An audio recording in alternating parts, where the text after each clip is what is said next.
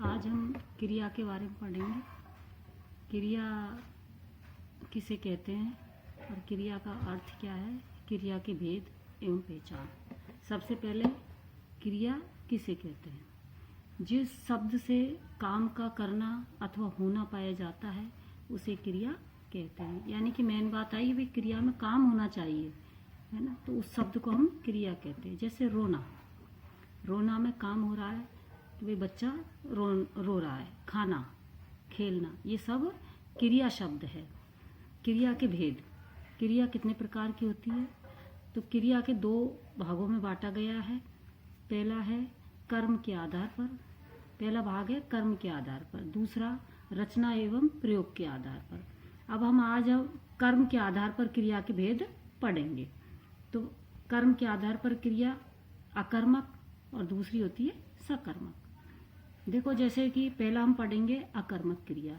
अकर्मक, इस शब्द से पता चल रहा है कि अकर्मक, ए माने नहीं, ए का अर्थ होता है नहीं, और कर्मक जिसका कर्म नहीं होता, यानी कि क्रिया के साथ वाक्य में जिसका कर्म नहीं होता अकर्मक होती है। तो हम इसको ऐसे कहेंगे, वाक्य में जिस क्रिया के साथ कर्म नहीं होता है तथा फल कर्ता पर पड़ता है उसे अकर्मक क्रिया कहलाती है। जैसे कि राम दौड़ता है। अब देखिए यहाँ पे ये क्या है, राम कौन है? ये कर्ता, और ये है क्रिया।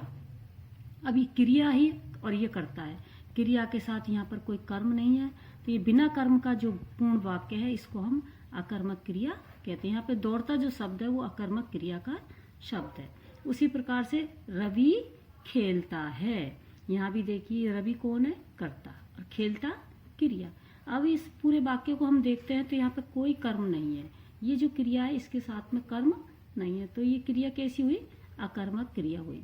तो ये दोनों वाक्यों में हमारे पास अकर्मक क्रिया है।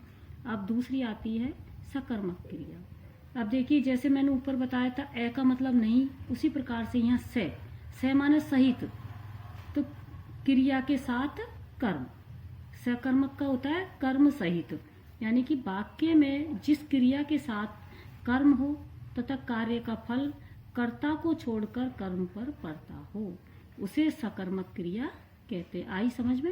यानी वाक्य में कर्म होना चाहिए, कर्म अवश्य होता है, और जो क्रिया होती है यानी जो कार्य किया जाता है उस वाक्य के द्वारा जो कार्य होता है उसका जो पूर्ण फल है वो कर्ता पर नहीं पड़ता बल्कि कर्म पर पड़ता है। जबकि मैंने ऊपर बताया तुमको अकर्मक, अकर्मक में वाक्य का जो फल है वो किस पर पड़ता है? कर्ता पर। देखिए यहाँ पे मैंने बताया था कि दौड़ता क्रिया है, तो दौड़ने का जो परिणाम है, फल है, वो किसको मिल रहा है? राम को। यानी कि हमें पता चल रहा है कि दौड़ कौन रहा है? राम। उसी प्रकार से यहाँ सकर्मक में ये बताया गया है कि भाई कार्य का जो फल है जो कर्ता पर नहीं पड़ता बल्कि कर्म पर पड़ता है, उसे हम सकर्मक क्रिया कहते हैं। जैसे कि रवि गेंद खेलता है। अब देखिए यहाँ गौर से देखने की बात है, रवि कौन है? कर्ता, और खेलता क्रिया। अब ये क्या है? कर्म। तो रवि खेलता है, पता नहीं चलता भाई क्या खेलता है, तो हमको यहाँ पे पूरा वाक्य बनता है रवि गेंद खेलता है, यानी खेलने का जो प्रभाव है वो किस पर पड़ रहा है? गेंद पर।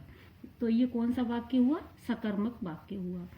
सीता दूध पीती है। उसी प्रकार से ये जो पीती क्रिया है उसका फल कहाँ पर है? दूध पर। तो ये कौन सा वाक्य हुआ? सकर्मक वाक्य। इस तरह से हम सकर्मक और अकर्मक जो वाक्य बनते हैं। अब सबसे बड़ी बात यह है कि हम इनको पहचाने कैसे, वाक्य के अंदर इनकी पहचान कैसे करेंगे। तो मैं आपको पहचानने का एक बढ़िया तरीका बताती हूँ कि वाक्य में क्रिया से पहले क्या व किसको लगाकर सकर्मक अकर्मक क्रिया की पहचान कर सकते हैं। कैसे? देखो, यदि क्या और किसको लगाने पर वाक्य में इनका उत्तर है तो क्रिया सकर्मक। हमको क्या और किसको लगाने पर उत्तर कहाँ मिलना है? हमको वाक्य के अंदर ही। कहाँ मिलना? हमको वाक्य के अंदर ही इसका उत्तर मिलना चाहिए, तो क्रिया हमारी सकर्मक कहलाएगी। अन्यथा यदि उत्तर नहीं है तो क्रिया हमारी क्या बनेगी? अकर्मक। अब जैसे मैं तुमको उदाहरण के तौर पे बताती हूँ कि सीता दूध पीती है। अब देखिए गौर से देखने की बात है, सीता दूध पीती है, सीता कौन है? कर्ता, और ये क्या है? क्रिया। अब और ये क्या है? कर्म। अब हम कैसे पहचानेंगे भी ये सकर्मक क्रिया है? हमको पता ही नहीं है कि दूध कर्म है कि क्या है, तो हम कैसे पहचानेंगे क्रिया सकर्मक है? तो मैंने पहचानने का तरीका ये बताया तुमको। वाक्य में हमको क्या लगाना है, क्या और किसको, है ना। तो कहाँ पे लगाएंगे हम? क्रिया के आगे। कहाँ पे लगाएंगे? क्रिया के आगे हम लगाएंगे वाक्य में। तो देखिए ये हमारी जो पीती है क्रिया है, इसके आगे हमने लगाया क्या। तो क्या पीती है, इसका उत्तर क्या मिलेगा हमको? क्या पीती है भाई वाक्य में? दूध। तो हमको उत्तर मिल गया। तो क्रिया कौन सी बनी है? सकर्मक।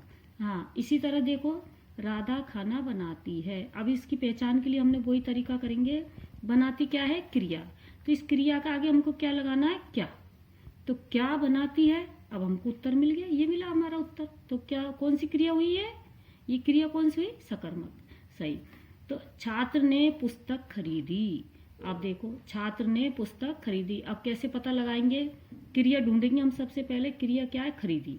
इसके आगे हमको क्या लगाना है? क्या। क्या खरीदी। तो क्या खरीदी, हमारा उत्तर मिल गया पुस्तक। इस तरह से हमको जहां पर उत्तर मिल जाए वो क्रिया सकर्मक होती है। अब देखो मैं आपको एक अकर्मक का उदाहरण बताती हूँ कि राम दौड़ता है। राम दौड़ता है। अब इसमें हम दौड़ता जो क्रिया है इसके आगे यदि हम क्या लगाएंगे, जैसे क्या दौड़ता है, क्या दौड़ता है। अब इसका उत्तर ढूंढिए आप। क्या दौड़ता है, इसमें पता चल रहा है क्या दौड़ता है? नहीं, कोई पता नहीं चल रहा। तो ये क्रिया हमारी कौन सी हुई? अकर्मक क्रिया। इस तरह से हम वाक्य में क्रिया के आगे क्या और किसको लगा करके हम ये पता लगा सकते हैं कि क्रिया कौन सी है, और हम क्रिया की पहचान कर सकते हैं अकर्मक है या क्रिया अकर्मक है।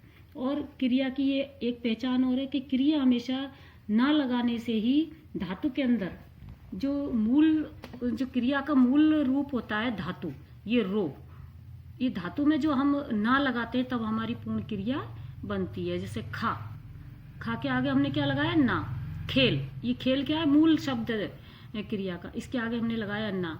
तो हमारी क्रिया कब बनती है? जब हम धातु में ना जोड़ते हैं तो हमारी क्रिया बनती है।